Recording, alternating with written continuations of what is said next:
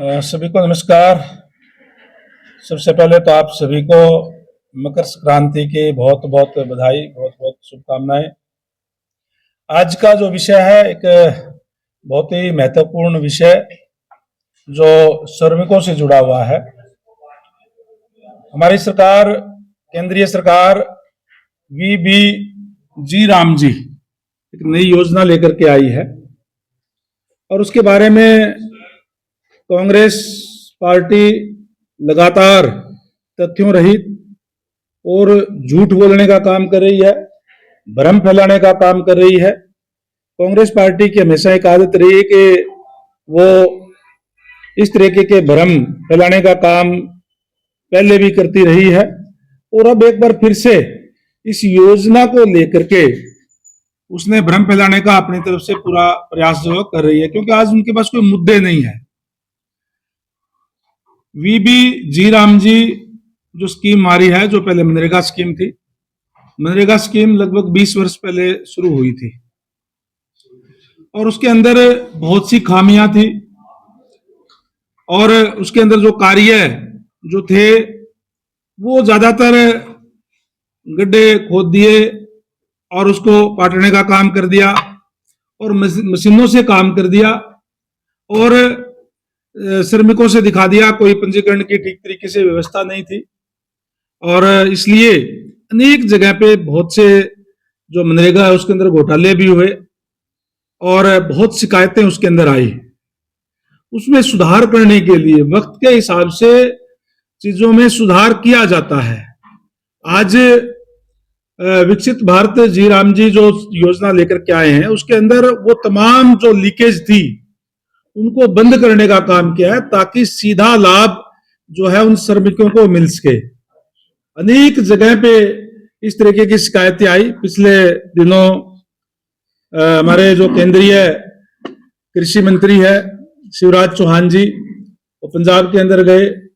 बहुत से श्रमिकों ने इस बात की शिकायत की कि उनके साथ उनको ठीक तरीके से उसमें कब कार्य नहीं मिल रहा है और लगभग 13,000 से ऊपर गांव है पंजाब के अंदर, जिसमें से 5,500 गांव के जो सोशल ऑडिट है उसके आधार पे लगभग 10,000 से ज्यादा शिकायतें उसके अंदर आई, जिसके अंदर गबन की शिकायतें थी, बहुत उसके अंदर घोटाला उसके अंदर देखने को मिला।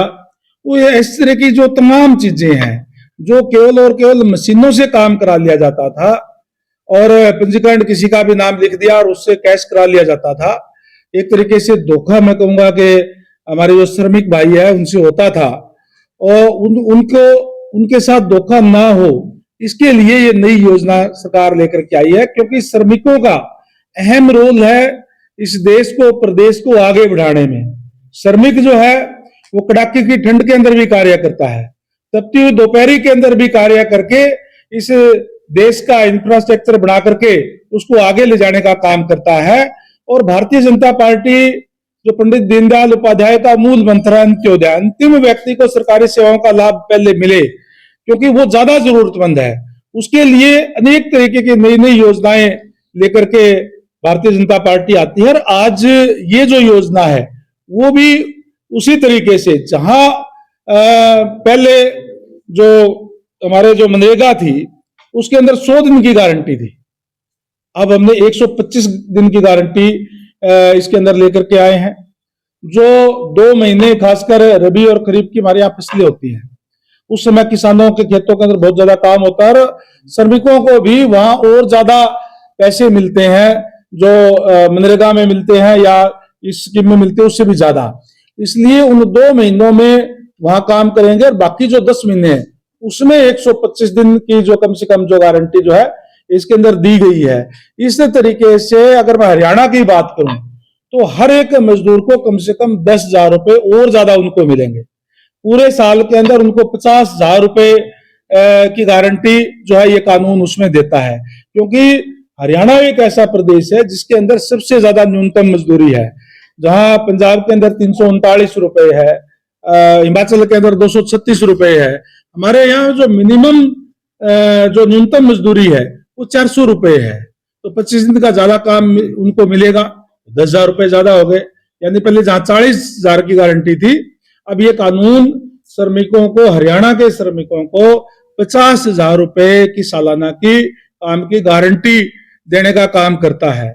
इसके अंदर हमने ये और जो काम है, जो केवल जैसे मैंने पहले कहा कि केवल खड्डे खोद दिए या इस तरीके का काम कर लिए, केवल वो थे। अब जो है, जो जिससे जो मजबूत हमारा जो जिस तरीके से हमारे देश के यशस्वी प्रधानमंत्री जी का एक विजन है कि जब 2047 आएगा तो हमारा ये देश जो है वो विकसित राष्ट्र होगा, और आदरणीय नायब सैनी जी के नेतृत्व में हरियाणा भी लगातार आगे बढ़ रहा है और हमारा हरियाणा भी विकसित हरियाणा होगा। और जिस तरीके से, जिस गति से आज जो कार्य चल रहा है, मैं समझता हूं कि वो टारगेट उस हमारा जो समय 2047 है उससे पहले ही हमारा देश और ये प्रदेश जो है वो हासिल करने का काम करेगा।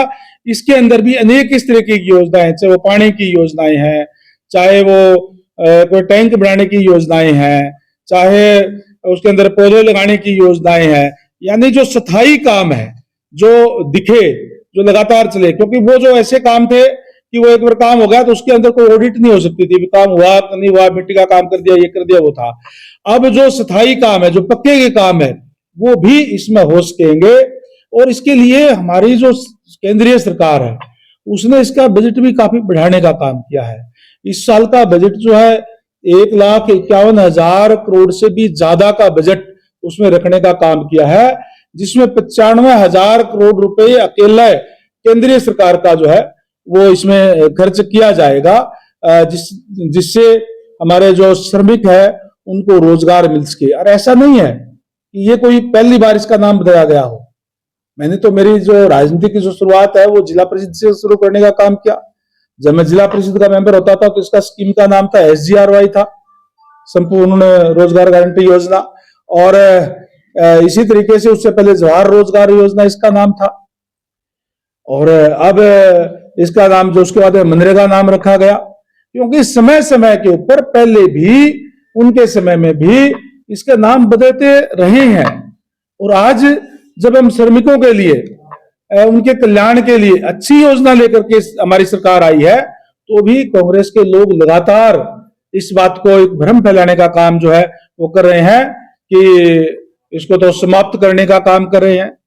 अरे मैं आपके चैनल के माध्यम से कांग्रेस के मित्रों से कहूंगा कि कोई भी टिप्पणी करने से पहले ये जो योजना जो सरकार लेकर के आई है, पहले इसको पढ़ें, पढ़ करके टिप्पणी उसके बाद में करें और मुझे बताएं कि एक भी कॉन्सेप्ट इसके अंदर गलत है।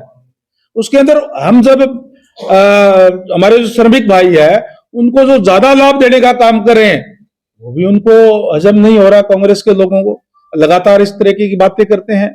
इनकी आदत है हमेशा ही भ्रम फैलाने की, भ्रम फैला करके ये वोट हथियाते रही हैं।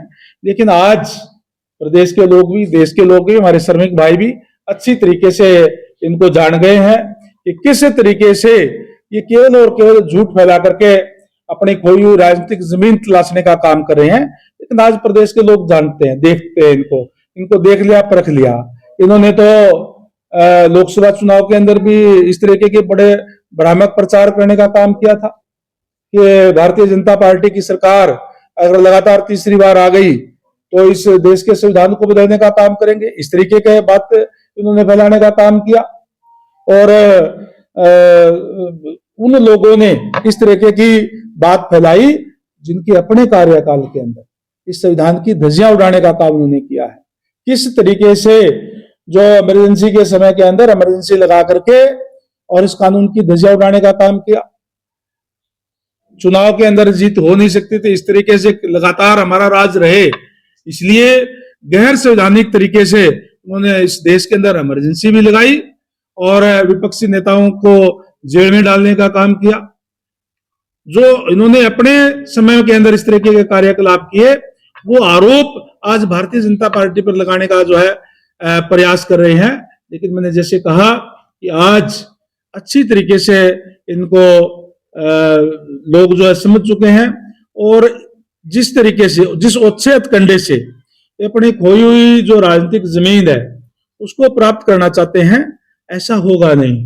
क्योंकि ये प्रजातंत्र है, प्रजातंत्र के अंदर आज विपक्ष जो है जनता को विश्वास खो चुका है, और विश्वास खो चुका आज विपक्ष जो है वो लगातार धरातल में जा रहा है, लगातार नीचे जा रहा है। आज कांग्रेस पार्टी की अगर मैं बात करूं तो वो नेतृत्व विहीन है। कोई भी पार्टी नेतृत्व विहीन वो चल नहीं सकती, क्योंकि एक परिवार से बाहर वो आ ही नहीं सकती, और उस परिवार को लोग जो एक्सेप्ट नहीं कर रहे। तो आज नेतृत्व विहीन जो कांग्रेस पार्टी है, अगर मैं हरियाणा की बात करूं तो कांग्रेस पार्टी है ही नहीं। हरियाणा के अंदर तो अलग अलग गुट है कांग्रेस के, कहीं तो हुड्डा जी का गुट है, कहीं शैलजा जी का गुट है, कहीं वीरेंद्र सिंह जी अपनी अलग अलग डुगडुगी अभी बजाने का काम जो है वो कर रहे हैं, कहीं रणदीप जी का गुट है। तो गुटों में बटी हुई कांग्रेस और लोगों को विश्वास हो चुकी कांग्रेस लगातार निरंतर जो है वो नीचे जा रही है। इसलिए उनको कोई और कोई चीज दिखाई नहीं देती। किसी भी तरीके से झूठ फैला करके, भ्रम फैला करके वो अपने राजनीतिक जमीन जो है वो हासिल करने का असफल प्रयास जो है वो कर रही है। इसलिए मैं आपके चैनल के माध्यम से भी मैं सभी समन्वयक भाइयों से को मैं कहना चाहूंगा कि ये नरेंद्र मोदी जी की सरकार है, अंत्योदय पे काम करने वाली सरकार है, जो अंतिम पंक्ति में है, जो समाज के अंदर पीछे रह गया उसको और ज्यादा लाभ देने वाली सरकार है। इसलिए इन श्रमिकों को भी और ज्यादा लाभ इसमें देने का काम जो है वो किया गया है। इसका बजट भी ज्यादा बढ़ाने का काम किया गया है, इसमें और काम भी नए शामिल किए गए हैं ताकि लगातार हमारे श्रमिकों को काम जो है वो मिल सके। जी सर, विपक्ष एक सवाल और खड़ा करते हैं कि आप लोग बीजेपी कहती है कि भारत जो है चौथी सबसे बड़ी अर्थव्यवस्था, उसके बावजूद 80 करोड़ लोगों को जो है 5 किलो राशन दिया जाता है। तो ये जो बीपीएल है ये कब इनका सुदृढ़ीकरण कब होगा, आर्थिक रूप से मजबूत कब? देखिए, पिछले दिनों जो 2020 के अंदर जो कोरोना काल था, और कोरोना काल के अंदर जो बहुत भयानक एक जो बीमारी आई, उससे देश एकदम से रुक गया था, ठप हो गया था। कोई काम धंधे नहीं थे, घरों से बाहर नहीं निकल पा सकते थे। तो उन श्रमिकों को, जो बीपीएल परिवार के जो लोग हैं, उनको इस बात का लाभ देने का काम किया था, और आज भी लगातार उसको लाभ देने का काम सरकार जो है कर रही है।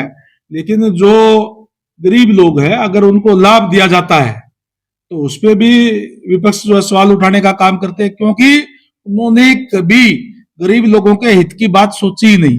इसलिए इस तरीके की बात जो है वो करने का काम कर रहे हैं, और इसीलिए यह देश की, प्रदेश की जनता लगातार उनको सत्ता से बाहर रखने का काम कर रही है।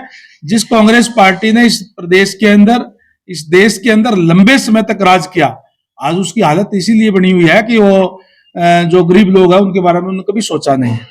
आपने कहा था कि बीबी जी राम जी की जो है वो नई स्कीम आई है, लेकिन स्कीम तो ये पुरानी थी, सिर्फ उसका नाम बदला गया है। लेकिन उसके अंदर जो चीजें थी, जो खामियां थी, सिर्फ उनको भी तो बदला जा सकता था।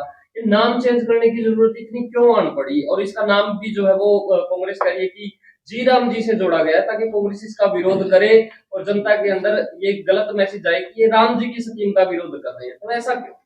देखिए, जैसे मैंने पहले कहा, कोई भी स्कीम जिसमें अमेंडमेंट किया जाता है, जिसके अंदर नई चीजें डाली जाती है, तो नाम बदलेगा। यार पहले नहीं, ये पहली बार नहीं बदला गया। जवाहर रोजगार योजना थी, SGRY थी, नरेगा थी, और फिर मनरेगा बनी।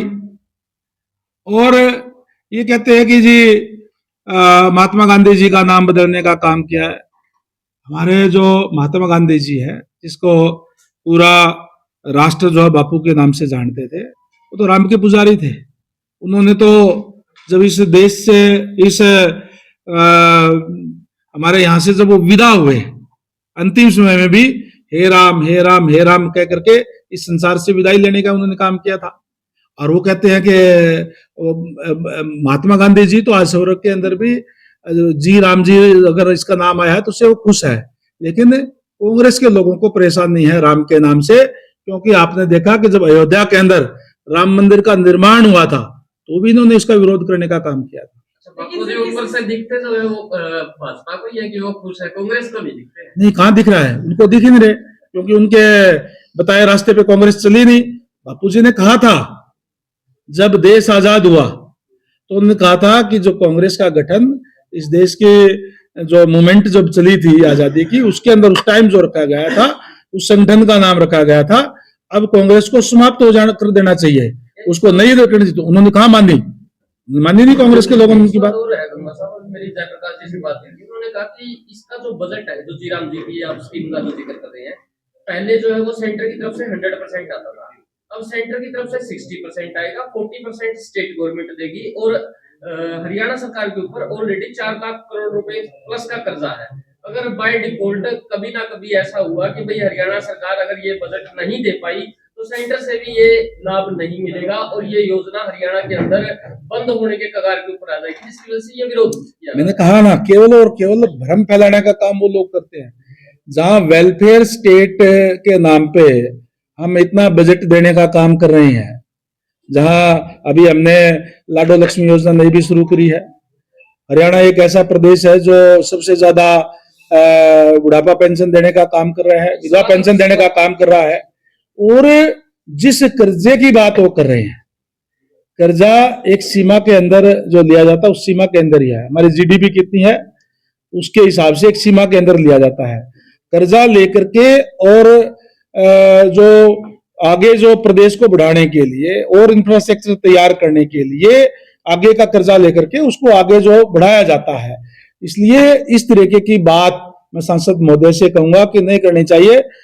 निश्चित तौर पर जो हमारी वेलफेयर स्टेट है, उसके वेलफेयर के नाम पर हम कहते हैं, मैंने जैसे पहले कहा कि भारतीय जनता पार्टी की सरकार है, अंत्योदय पे पहले ध्यान देती है, इसका बजट का प्रावधान तो पहले रखा जाता है। और मैं ये बता दूं, 95,000 करोड़ रुपए तो अकेले सेंट्रल गवर्नमेंट इसके अंदर खर्च करने का काम करेगी, और उस समय में टोटल बजट भी उनका, जब जो बात आपको कह रहे हैं, उनके समय में 32,000 से ज्यादा का बजट नहीं था। ये नहीं, सवाल ये है सर, अब जो बजट आएगा सेंटर से वो 100% आएगा या फिर यार, मैं जब कह रहा हूं वो केवल 32,000 करोड़ रुपए खर्च करे थे, आज भी अकेले सेंट्रल गवर्नमेंट का 95,000 करोड़ रुपए से ज्यादा है, उससे तो 3-4 गुना पहले ही ज्यादा है। और उसमें प्लस जब हम अपना भी पैसा लगाएंगे, उसके अंदर पक्के का काम भी किया है, नए काम का प्रावधान भी किया है, ऐसे काम भी जो केवल और केवल कहीं भी खड़े खोद दिए और बूर दिए इस तरीके का नहीं, जो कभी भी जिस काम की ऑडिट हो जाए, कभी भी उस काम को चेक किया जा सके, यानी जो पक्के के काम है, चाहे वो गलियां बनाने की बात है, चाहे नालियां बनाने की बात है, चाहे टैंक बनाने की बात है, वो तमाम प्रावधान इसके अंदर लिए गए हैं, जिसपे ऊपर सरकारी पैसा खर्च होना ही होता है। तो इस तरीके की बात करके केवल और केवल भ्रम फैलाने का काम जो आपके बीच में कर रहे हैं। ये बात कांग्रेस की नहीं, बाकी स्टेट्स को भी इसका बोझ लग रहा है। अगर हो सकता है कि हरियाणा में बीजेपी, इसलिए हरियाणा की सरकार को बोझ ना लग रहा हो, पंजाब की सरकार को बोझ लग रहा है, पर पंजाब सरकार इस चीज से काफी नाराज। देखिए, पंजाब सरकार की बात मैंने अभी बताई, 5,500 गांवों का सोशल ऑडिट में 10,633 मामले ऐसे आए, गबन के मामले इस मनरेगा के अंदर आए, इसलिए उनका बुरा लग रहा है कि उनको तो केवल और केवल पैसे खाने होते थे। ये जो नई प्रावधान लेकर के आए हैं, जियो टैग के साथ काम होगा, पता लगेगा काम कहां हुआ है, किसका हुआ है, उसका जो डिजिटल उनका जो है पंजीकरण होगा, ताकि उसके अंदर कोई गड़बड़ी नहीं होगी। उनको तो वो काम अच्छे लगते हैं जिसके अंदर गड़बड़ी हो, और गड़बड़ी करके और वो घोटाले करने का काम करते हैं, इसलिए उनको तकलीफ हो रही है इस बात। गड़बड़ी की एक बात ध्यान में, सर दीनदयाल उपाध्याय की आप भी जिक्र कर रहे थे, और इन्हें अपने अभय चौटाला जी ने भी बड़ा बयान बोला है कि प्रॉपर्टी डीलिंग का काम जो है बीजेपी के बड़े नेता कर रहे हैं, और गहना साहब ने एक पीसी भी इस मामले को लेकर थी। अब एक बरवाड़ा से भी मामला उठ के आ रहा है आपके हल्के से, कि वहां पर भी कोई जो है कब्जा करने की बात सामने आ रही है, तो उस पर क्या करना है? किसने कब्जा करने की बात आ रही है? जो भी आपके, मैं वहां का विधायक किसने आरोप लगाया? वो जिनकी जमीन है। हाँ, किसने जमीन है, आप मेरे पास भेजो ना उनको, मैं वहां का नुमाइंदा हूँ। रास्ता जो है राणा साहब ने ऊपर उठा दिया, उनकी जमीन नीचे होगी, उस वजह से। देखिए, जहां दीनदयाल की बात मैं कहूंगा कि दीनदयाल की बात आपने कही, दीनदयाल जो योजना हमारी है, आवास योजना जो है, उसके अंदर एक प्लानिंग के तहत सरकार से वो मंजूर कराई जाती है, और एक नॉर्म बने हुए हैं कि इतने खाली छोड़ने पड़ेगा, यहाँ पार्क छोड़ना पड़ेगा, यहाँ रास्ता इतना फुट का रास्ता लगा होना चाहिए, और आगे की जमीन को भी रास्ता लगना चाहिए, ताकि जो प्रॉपर्टी डीलर जो 2-2 एकड़ की किसी ने काट दी, 1 एकड़ की किसी ने, अवैध कॉलोनी काटते थे, लोगों के पैसे जो उसके अंदर फंस जाते थे, लोग मकान बना लेते थे, और जब लोगों ने मकान बना लिए तो सरकार को क्योंकि उसको जो है ना वो उसके अंदर ला करके मंजूर भी करने पड़ते थे ताकि उसके ऊपर डेवलपमेंट करी जाती थी, लेकिन वो एक क्या कहूँ उसको कबूतर खाने से बढ़ जाते थे, जो है ना तो उनका कोई ठीक तरीके से कोई रास्ते, ना तो कोई उनका कोई ठीक तरीके से जाने का रास्ता। मैं जिला परिषद से चुनाव लड़ने लगा था, 2 चुनाव मैंने जिला परिषद के लड़े, 3 मैंने नड़वा से जो है वो एमएलए के चुनाव लड़े। आजाद नगर के अंदर हम जाकर के देखें तो अंदर की गलियां, एक बार आप चले जाओगे फिर कुछ एक मकान बन जाएगा, मकान ढूंढना मुश्किल हो जाता है। इस तरीके के हालात जो है वो हो जाते थे। उन हालातों को रोकने के लिए एक प्लानिंग से जो हमारा शहर जो है, कोई भी है, नगर पालिका है, शहर है, वो आगे बढ़े, इसके लिए दीनदयाल योजना है, वो प्लानिंग के तहत है। उसके अंदर कोई भी अपना कार्य कर सकता है, वो तो जिसने पैसे लगाने वो कार्य कर सकता है, कोई भी कर सकते हैं। सर आरोप ये है कि प्रॉपर्टी डीलिंग का काम जो है बीजेपी के जो मैक्सिमम जो स्कीम है ना उसका यूज बीजेपी के लीडर ही कर रहे हैं। ना वो भी करे ना, अब वो ले कौन बना करता है, हम पास करवा के देंगे। मैं आपके चैनल के माध्यम से कह रहा हूं, जो भी इसमें नियम कायदे पूरे करता होगा वो उसमें वो काम कर सकता है। आज बीजेपी का आपको इसलिए नजर आ रहा है कि आज तो लगातार मैक्सिमम बीजेपी को वोट पड़ते हैं, और बीजेपी को वोट गिरने वाले भी वो अपना काम कर रहे होंगे भी, कोई उसके अंदर कोई यूं तो है नहीं कोई अपना कोई दबंगाई से किसी को वो ऐंठने का काम करें, जमीन पोसने का काम करें। जमीन मोल लेकर के एक प्लानिंग के तहत वो तो पैसे लगाने का काम आप भी कर लो, कोई और भी कर ले, कोई दिक्कत नहीं है। जो तो ओपन स्कीम सबके लिए है, स्कीम केवल को बीजेपी के लिए नहीं है। कोई भी व्यक्ति आए, और एक इसके मापदंड बने हुए हैं कि दीनदयाल आवास योजना कम से कम 5 एकड़ है या 4 एकड़ है या जो भी है, उसके अंदर इतनी होनी चाहिए, इतना इतना चौड़ा उसका रास्ता होना चाहिए, तो कोई भी ले सकता है। उसके अंदर मना का है, ओपन है। सर दीनदयाल उपाध्याय की जो स्कीम है वो गरीब लोगों के लिए है या मिडिल क्लास के लिए या अपर क्लास के लिए? वो स्कीम है कि जो अवैध कॉलोनियां कट रही है वो ना कट करके, अगर कोई काटता भी है तो प्लानिंग से कटे, ताकि उसके अंदर कोई गलत ना हो। क्योंकि उसके ऊपर कोई सरकार का ये नहीं है कि इसके अंदर ये रेट होंगे ये होंगे, सरकार का ये है कि इतना रास्ता होगा, इतने डेवलपमेंट के पैसे उसको जमा कराने होंगे ताकि उसकी डेवलपमेंट हो, और उसके ऊपर बंदिश होगी कि ये जो सुविधाएं है ये आपको वहां रहने वाले लोगों को देनी पड़ेगी। रेट तो देखो जहाँ गरीब लोगों के लिए आप लोग बात जहाँ जमीन प्रधानमंत्री आवास योजना की है, तो गरीब लोग कहाँ प्लाट ले? हाँ, गरीब लोगों के लिए, हाँ मैं बताता हूँ रमेश जी, गरीब लोगों के लिए जो प्रधानमंत्री आवास योजना है उसके तहत जिसके पास प्लाट नहीं, प्लाट भी दिए जा रहे हैं, उसके मकान बना के भी दिए जा रहे हैं। और बड़ी संख्या के अंदर हरियाणा के अंदर भी, पूरे देश के अंदर भी जो प्रधानमंत्री आवास योजना के तहत हमने मकान देने का काम किया है ने, जो शहर के अंदर भी जो लंबे समय से जो 20 साल या उससे ऊपर जिनको समय हो गया था, जो रेंट की जो दुकानें थी, उनको भी हमने उनको आधे रेट पे देने का काम किया है। जो लाभ पहुंचाने की बात कर रहे हैं, लेकिन हिसार जिले के अंदर ही CRID के डाटा के अकॉर्डिंग हजारों वंचितों के राशन कार्ड कटे हैं, तो आपस में कॉन्ट्राडिक्टरी चीजें, और ये भी प्रूफ है सर। देखिए, हमने पहले, मैं आपको बड़ा क्लियर बता दूं कि पहले एक शिकायतें थी लोगों को हमारे बढ़ नहीं रहे, और उनको सेल्फ असेसमेंट के लिए उनको कहा गया था कि अपने सेल्फ असेसमेंट बता दे कि मेरी इनकम इतनी है। किसी ने बताया कि 1 लाख है, किसी ने बताया भी 70,000 रुपए, तो वही उसके अंदर लिख दी। उसके बाद में सरकार की तरफ से उसकी ऑडिट कराएगी, एक अलग उसके जो कमेटी बनाई हुई है, जो गांव के अंदर स्कूल है तो उसके अंदर प्रिंसिपल है, कोई नंबरदार है, सरपंच है गांव का, और 4 आदमी है, एक सरकार का आदमी भी है। इसी तरीके से शहर के अंदर भी वो टीम जा करके वो चेक करती है कि इसके पास इसने कितने इसकी इनकम है, या उसके बाद में उसको देखा गया कि उसने इनकम टैक्स की रिटर्न भर रही है। मान लो आपने इनकम टैक्स की रिटर्न आप 5 लाख की भर रहे हो और आप कहते हो जी मेरे तो 1 लाख रुपए इनकम है, तो बात बनती है ना। इस तरीके के कार्ड जो काटे गए हैं। सर एक आपका विभाग है PWD और सड़कों का विभाग आपका है, नेशनल हाईवे, स्टेट हाईवे में बहुत सारी जगह कट है, अवैध एक तरह से कट है, उस कारण से एक्सीडेंट बहुत होते हैं, उस पर सरकार किस तरह के कदम उठा रही है? देखिए, नेशनल हाईवे के अंदर तो नेशनल हाईवे देखता है, लेकिन कहीं कोई इस तरीके की बात होती है तो हम उनको लिखते हैं और लिख के उनको ठीक करवाने का काम भी करते हैं। अभी मैंने नेशनल हाईवे को, अगर मैं यहाँ की बात करूँ तो यहाँ का भी मैंने लिखा है, जैसे जो कैंट है वहां पे मैंने कहा कि वहाँ ओवर ब्रिज बनाया जाए, क्योंकि वहां पे जो 7 रोड की तरफ लोग जाते हैं तो दिक्कत आती है। एक रायपुर रोड के पास भी शिकायतें काफी थी, वहां के लिए भी मैंने लिखा है, वो भी प्रोसेस के अंदर है। पीछे जिस तरीके से बरवाड़ा से अगर हम बनभौरी रोड पे जाते हैं तो वहां ऊपर जाने के लिए कट नहीं था, वो भी अभी लगभग 7 करोड़ 90 लाख रुपए पास हुए, वो काम भी अब शुरू हो गया। वो हम उनको लिखते हैं, लेकिन क्योंकि वो नेशनल हाईवे का होता है वही पास करते हैं। जहाँ पीडब्ल्यूडी की सड़कें होती है वहां कोई इस तरीके की चीज है तो हम उनको दूर करने का काम करते हैं। गंगवा साहब, अभी बीबी जयराम जी की स्कीम का विरोध किया गया हिसार शहर के अंदर जयप्रकाश शेट्टी जी के द्वारा महात्मा गांधी जी के बुक के नीचे वहां पे, यानी कि अच्छी सारी भीड़ थी, आपने शायद वो देखा भी होगा, तो क्या कहोगे उसको?